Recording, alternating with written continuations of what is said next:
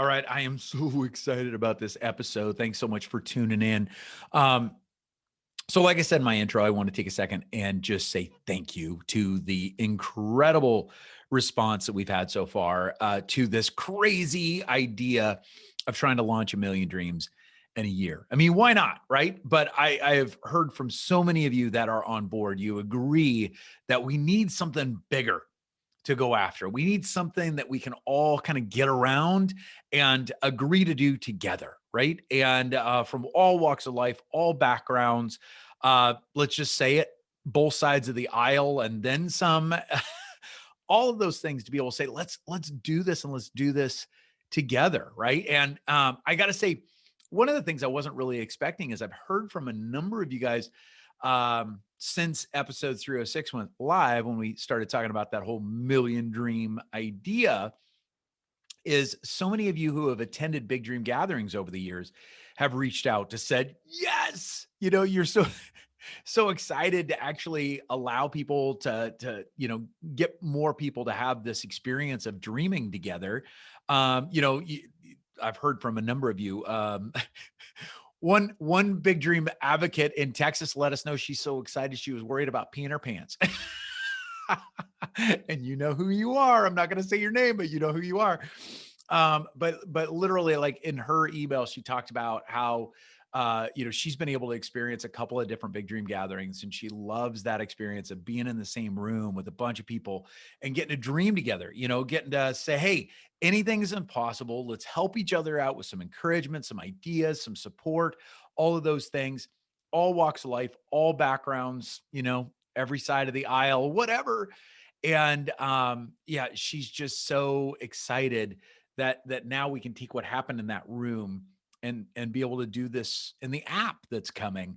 And just I think it, kind of, if I was to put a banner over it, kind of what I'm hoping for is for such a time as this, because it does feel like we need something big to go after together. And so I am so grateful for your support. I'm so grateful and so excited and a little scared, to be perfectly honest, because who knows where this will go, and who knows, we may fall way short of that dream. We may fall way short of that goal. But I figure, hey, even if we fall short of something like that, it's still going to be an amazing experience, right? So I'm so glad that you're on board with this.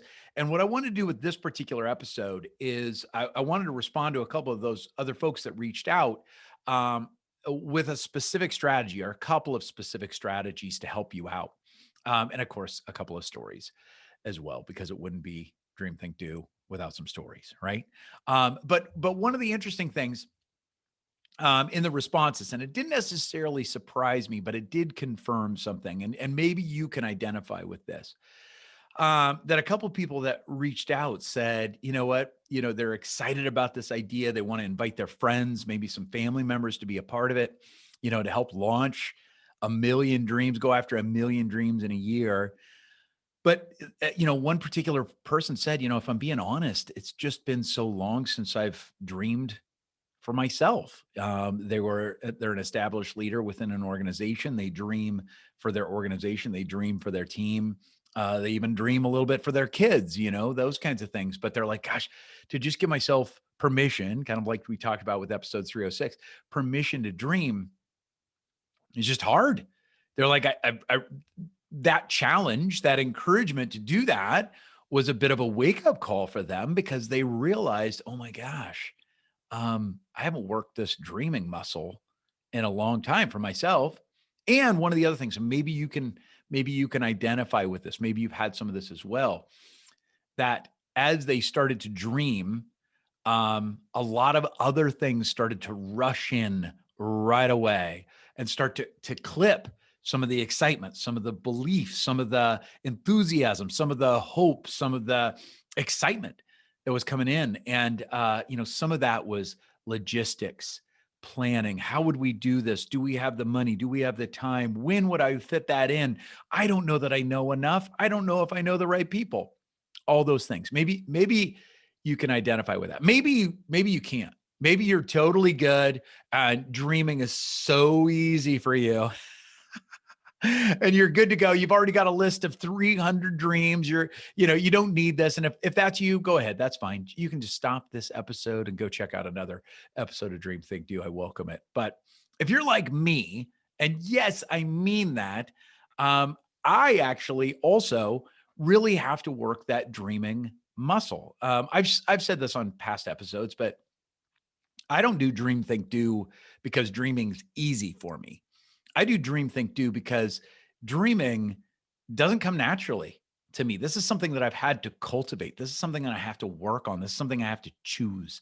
And so maybe you can identify with that. Maybe, you're with that person that said, "Oh, I love the idea of going after 1,000,000 dreams in a year." And maybe, getting together with a group of people, at least, in an app, that's what's coming, to be able to dream together, to be able to encourage each other and support each other, to, offer ideas and encouragement, all of those things. You're on board with that. But man, when it comes to actually getting clear on some of your own, it's just tough, or it's just crickets, or it's just scary. Okay. So here's the thing. If you can identify with that, then you're in the right place. And I want to get you some strategies and some stories to help. Okay. So first strategy that I want to offer is something I mentioned in my book, Ignite. I recommend the book, of course, because I wrote it. But it's also a fun read, and it's also what I call a reading experience, because I was able to work with a visual author as well, Jocelyn Wallace, who is a photographer and just true creative. To me, to be able to make that book just a reading experience. So she created all sorts of customized and unique photographs, things like that, to make that book a whole lot more fun. And there's a whole story behind that too, that when I started to write that book, I wanted to be different. And Jocelyn and I realized we had complementary dreams, and it's just amazing to think back on that. Anyway, sidebar. But in that book, Ignite, I tell a story, and I thought that it might be helpful here because it helps to set up the simplest of strategies. Okay. And the story that I tell is from when my wife and I were going on a date. And I can tell you that it was during one of the what we call valley times of the entrepreneurial journey. It was kind of earlier in our entrepreneurial journey, and the peaks and valleys were probably a lot greater then. But we were in a valley time where things were tight. Things were particularly hard. We couldn't really, we weren't 100% sure things were going to work out, all of those things, but we still wanted to go on a date. And we didn't have a lot of money to put towards that date to go to some fancy restaurant or anything like that. But I felt like we needed to come together to dream, to, encourage each other, to laugh, to just, I don't know, be excited about our future, even if we weren't quite sure what our future was actually going to hold. And so what we did was we went and we got some takeout because there was a restaurant that we could go to that we loved, that it was just easier to do takeout, and it was cheaper. To be perfectly honest, it was cheaper to do some takeout. And then what we did was we went and bought a lottery ticket. Okay. Now, here's the thing. I'm not a huge fan of the lottery. I do not believe that the lottery is the way to build your financial future. I think that some people either consciously or subconsciously believe that and hope that. And I don't believe that. I would be the last person to say, hey, bet your future on the lottery. But what's interesting is in that moment, in that season, what that lottery ticket did for us. We sat it on the dash of the car and we drove around, and we just asked the question, what if it hit? I think the jackpot was something like $50 million. And we just asked, like, all right, what would we do? And it was fun. And we knew that, what is it? I think if, the chances of you winning the lottery are like more remote than, or you have a higher chance of being, struck by lightning 17 times or something like that than winning the lottery. Something crazy. But we just kind of gave ourselves permission to not think too much about that, and just gave ourselves permission to say, all right, what would we do?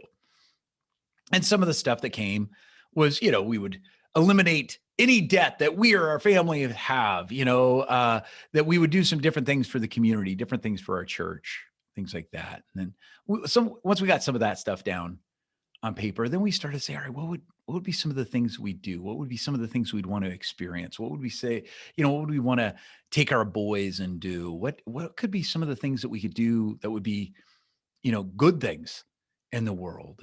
And ideas started to pop, different ideas for trips, vacations, things like that. An idea for a nonprofit that we could create to actually help people go after their dreams, and to be able to get people education support, all of those kinds of things, and all sorts of other things started to flow from there. And what's beautiful about that is it's not, I don't think it was childish. I think it allowed us to be childlike in our approach. And what I mean by that is to be able to say, you know what, childish would be to go buy the lottery ticket and then go buy a brand new car with the belief that that lottery ticket was going to pay off and then pay off your new car and all of those kinds of things, right? That's childish. Childlike is to walk around in wonder once in a while, to give yourself permission to dream, right? And what's interesting is that simple little lottery ticket. I think it cost us $2, sitting on the dash. What it did was it allowed us to kind of give ourselves an escape, a temporary escape from our current circumstances, and it allowed us to dream bigger, and to do that together, which was fantastic, because it's one of those things where you look back on history so often, major shifts in a population, or a major product, has some sort of huge breakthrough, or a company is able to, kind of a David and Goliath fight and overcome a giant. And it's usually because someone, an individual or a group of people, gave themselves that permission to dream, right? And then to take steps towards that. But it has to start with somebody giving themselves permission to dream outside your circumstance, dream with some hope, dream and to not necessarily know how exactly everything is going to work. And what's amazing is I think back to our lottery, our lottery drive, right? And we just drove around for probably an hour, maybe 2 hours. And we just had a pad of paper and we just started writing some dreams. And what's amazing is that I look back to that sheet of paper and that list of dreams. And some of those dreams, I'll be perfectly honest, some of those dreams didn't ever see the light of day because they didn't need to, right? That they weren't ones that stuck. But some of those dreams actually became some of the things that we get to do now, that have become our norm. And I look back on that and go, oh my gosh, I'm so grateful for that lottery ticket. I'm so grateful for that drive. Now, by the way, that lottery ticket did not hit, right? We didn't even make our $2 back, did not hit at all. But in the same vein, it actually gave us a much greater gift. And that was that, it allowed us, it gave us a foundation for being able to dream, and to dream in childlike wonder. And I think that has to be where it starts, or at least it can be where it starts, right? So what my encouragement would be is, one strategy is literally the lottery ticket strategy. It's something we call the lottery ticket strategy. And it's just to say, all right, go buy yourself, a $2 ticket. You don't need to spend $20 on them. I know as I record this, I think the jackpot's actually huge. I don't even know what the figure is. So if that helps you, great. But it's one of those things to be able to say, hey, if something like that just helps you move a little bit further in childlike wonder, that allows you to give yourself that permission to dream, then go get a lottery ticket and go drive around, right? Go hang out with that friend that you've decided to dream with, or your spouse or your significant other or your family members, those folks that you decided, you know what? I want to dream together this year, right? And if they said yes, especially do the activity together, even if it's doing it over Zoom. Do that lottery activity together and just see where it takes you. Now that's strategy number one, lottery, right? Lottery strategy number one. Okay. Now, number two, the second strategy that I want to share with you, and it is so, so important, and it totally relates to what we've been talking about. And it is to give yourself permission to dream without moving too quickly into the think and do portion of the process. All right. Now, you guys know we've talked about this. If you've listened to previous episodes, there's been times where we've talked about the name of this show. This show is called Dream Think Do. It's a 3-word name. My hope is it's kind of catchy. Hopefully it, sticks with you, all of those things. But also, in addition to hopefully being good branding, it's also a process, because I believe that there is a 3-step process, and the first step is to dream. And that is to dream with childlike wonder, to dream with expectation, to dream with hope, to step into impossibility, to give yourself that permission to dream, and to do that independently from the second step, which is to think. And when I say think, you might also say plan or strategize. And don't get me wrong, I love thinking. I love strategizing. My plans have color coding to them, right? Like we've got Excel spreadsheets and flow charts and all of those things to talk about our plans. So that's great. But here's the thing, is that moving too quickly into the think and then the do should be rather self-evident, in that do is all about taking action, right? You've seen too many people talk about their dreams, think about their dreams, but they never move into the think or the do portion, the portions where you would think and build a plan and strategize, and the portions where you would do, where you would actually take massive action to make that thing happen, right? Well, here's the thing. Thinking and doing are so connected to dreaming. But when we're talking about this phase of dreaming, I want you to give yourself permission to just simply dream. Don't move too quickly into thinking. Don't move too quickly into doing. All right. Specifically, we're going to go after thinking for just a second, because here's what's interesting. And I think, some of those emails where people, reached out and said, oh my gosh, I started to dream, and then all of a sudden circumstance started to come in, or I started to worry about my schedule or my time or the budget, or if I knew the right people, all of those things. What's interesting is that so often happens, and so much so that we've actually named it. Because what's interesting is if you start to think, if you start to plan too early, what you will get is what I call incremental thinking. All right. Incremental thinking. So if you start to dream, but then you start to think about circumstances, plans, times, budgets, all of that too quickly, it's a very good chance you will get what we call incremental thinking. And what I mean by that is incremental thinking is basically to be able to say, all right, and you see this often within organizations. You see this often, even sometimes with family budgets, to be able to say, all right, if we made this much last year, maybe we could look at a 4% increase. Or, you might see some organizations, they'll say, all right, if sales were here last year, if we get incremental growth, that might be a 5%, we really could go after it, maybe get 10%, right? And that's not necessarily wrong in certain circumstances, but when it happens to dreaming, it's so often that we will cut that dream short, or even worse, not even take any steps forward on that dream at all, because the incremental thinking starts to break in. But if you give yourself permission to dream and to actually like dive in and enjoy those dreams, to be able to actually get clear on some of those dreams, what can happen is, instead of incremental thinking, we can have quantum leaps forward. Now, I'll give you an illustration that might help make this point and make it a little bit more clear. Okay. And so let me give you this.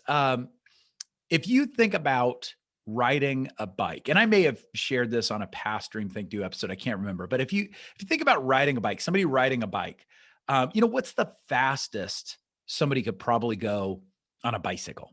All right. Think about that. Now there's a very good chance that right now you are thinking about how fast you have gone on a bicycle. And maybe some of you guys are like avid bicyclists. So you have like your computer that's on your bike, or your phone's connected to your bike. And you can actually see that you've been able to go 25 miles an hour or 30 miles an hour, or maybe even faster as you've gone downhill. Maybe some of you guys are animals and you've gone even faster than that. right? That would be one thing. Or maybe you can even think about one of those, maybe you watched on YouTube, or maybe you watched on TV sports sometime, where you watched one of those big races where you see, bikers from around the world going through the mountains and racing and all of those things. And those guys can sometimes get 50, 60, maybe even 70 miles an hour, right? Or maybe you've even watched the Olympics and watched those racers go around that track over and over again. And you think about, okay, how fast did those guys go? Now, what we're doing as we do that, as we think about our own experiences, as we think about experiences of others, what we're doing is incremental thinking, to be able to say, okay, well, I think I've gone this fast, so I'm guessing somebody could go faster than that. I wonder how much faster they could go than that, right? Like, we take incremental thinking, basically allows us to take our own experiences and the experiences that we know about and maybe add or tweak to them slightly, right? That's incremental thinking. Not necessarily bad, but when it comes to truly doing something new, something that could change your life for the better, something that could even change the world for the better, it takes quantum thinking, right? That next level thinking. And what's amazing is just really at the core of that is just giving yourself permission to dream bigger. Now, let me give you an example of this. In 1985, a bicyclist by the name of John Howard was actually trying to really grow awareness around cycling. He loved cycling and had a lot of success with cycling, but he really wanted to get, kind of the nation and the world to pay more attention to bicycling. So he started to ask himself a question. I wonder how fast a bike could go, right? How fast? Like, what if there were no limits? How fast could a bike go? And what's amazing with that is, instead of doing incremental thinking, he basically did quantum thinking. He started to think above and beyond his own experience, to start to say, what if a bike, or someone on a bike, could go 100 miles an hour? What if somebody on a bike could go 125 miles an hour? What if somebody on a bike could go faster than that? And then he started to say, how might they do it? How could they do it, right? What would happen if somebody was able to go that fast? What kind of awareness would that generate? What kind of attention would that get? So he kept asking those questions. I mean, that's a quantum leap forward. And what's amazing about this story is that John Howard in 1985 figured out a way to go 154 miles per hour on a bicycle. All right. Now, how amazing is that, right? Like, talk about going above and beyond anything anybody thought was possible. Well, he was able to do that because he kept asking, what if? Like, what if? How might we do that? He didn't hold himself to incremental thinking. He allowed himself to take huge leaps forward by giving himself that permission to dream. Now, some people are like, how the heck did he go 154 miles an hour? Now, I'll tell you, I'll put some pictures up on this post, mitchmatthews.com 309 / 309. So you can see how John Howard did it. He actually strapped himself to the back of a drag racing vehicle.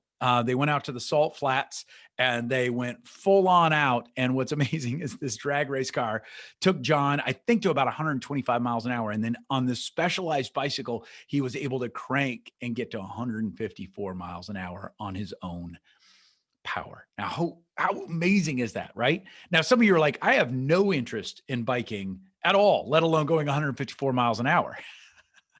And if that's you, that's totally okay, because we're not really talking about biking right now. We're talking about dreaming, right? And dreaming big. And when I say dreaming, I also mean doing more of what you were put on the planet to do, experiencing more of what you would love to get to experience, seeing more of what you would love to see, right?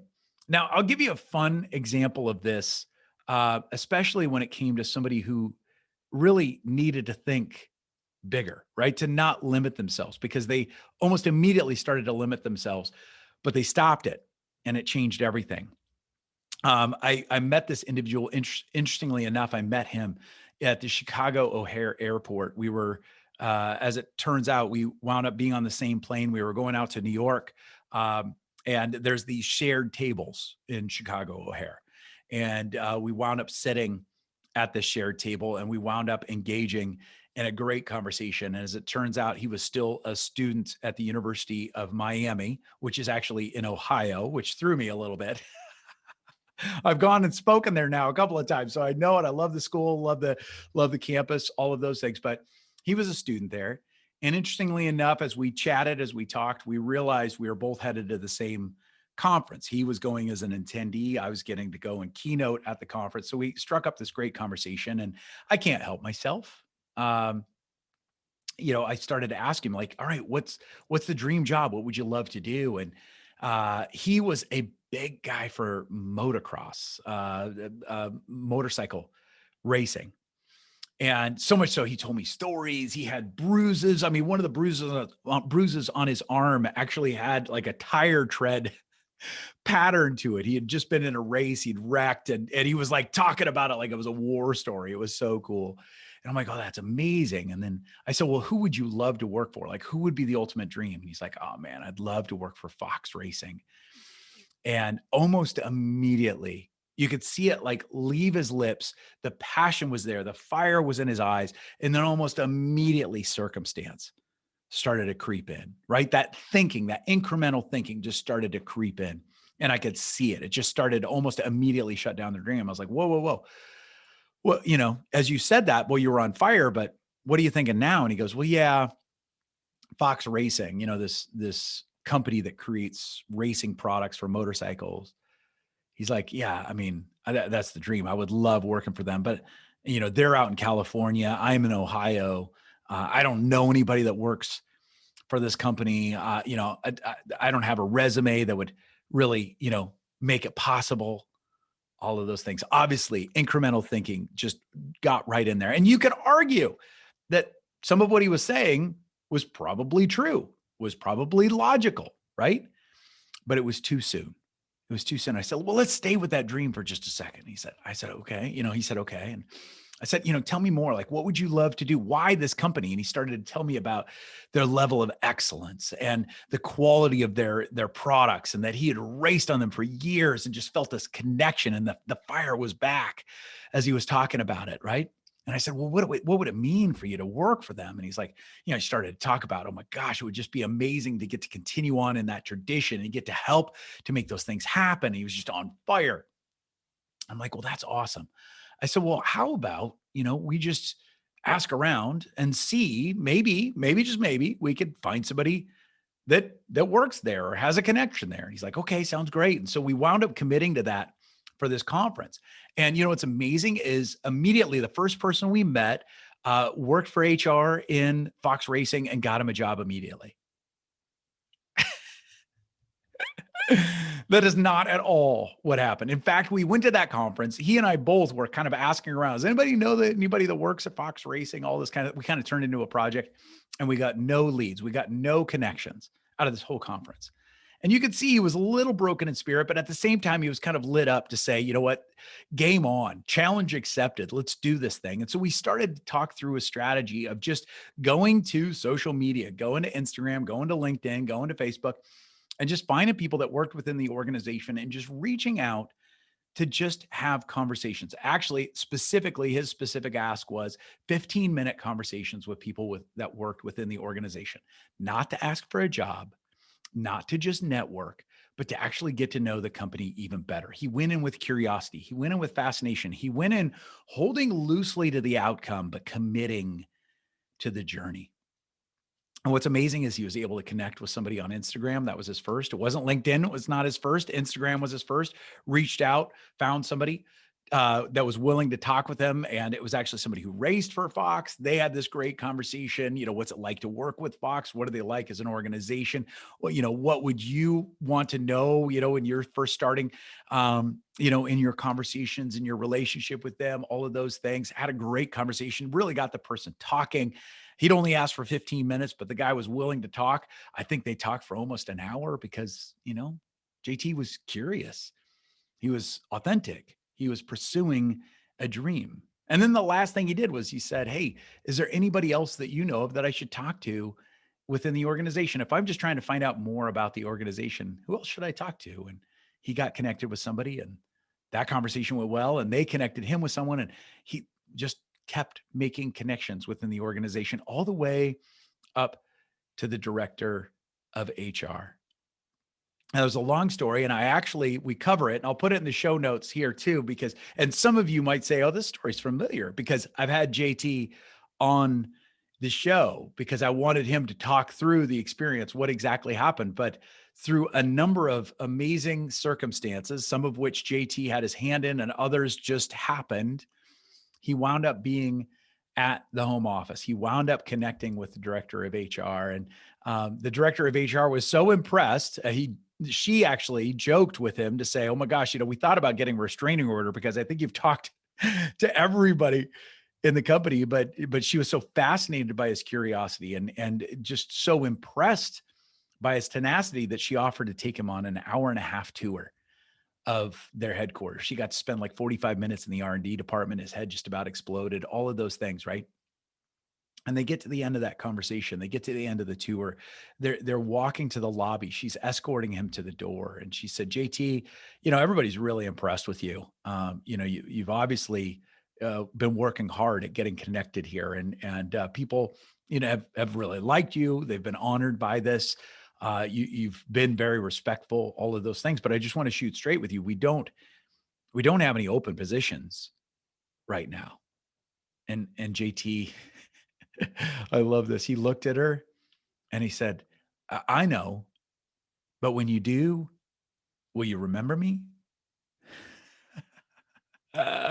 What a great line, right? And she got back to him. She's like, JT, how could I forget you? How could any of us forget you? Now, I don't want to do, spoilers at all, but if you listen to that particular episode where I interview JT about this story, you will also find that he is doing the interview from Fox headquarters because he got a job there. Now, it wasn't immediately out of school. He went and did something else for about a year and a half. I'm the last one to say that all your dreams will happen in 30 days or less. Some of them won't. Some of them will take a lot longer than that. But JT made that dream happen because he stayed with it. And I also believe that a big part of that was he gave himself permission to dream and to dream bigger than his current circumstance. And then he started to plan from there as opposed to incremental thinking. All right. So my hope is that story inspires you to give yourself permission to dream.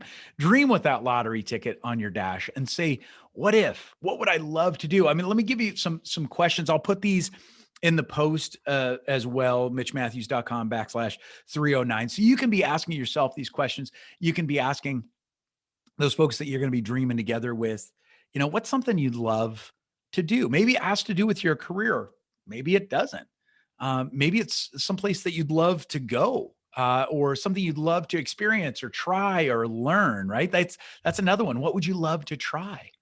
What would you love to experiment with? Not with the pressure of saying, oh my gosh, this thing has to produce money or I have to turn this into my career. What's a hobby or what's a potential hobby that you've always wanted to just try out, right? With no long-term relationship kind of pressures. Maybe it's kayaking. Maybe it's painting. Maybe it's poetry.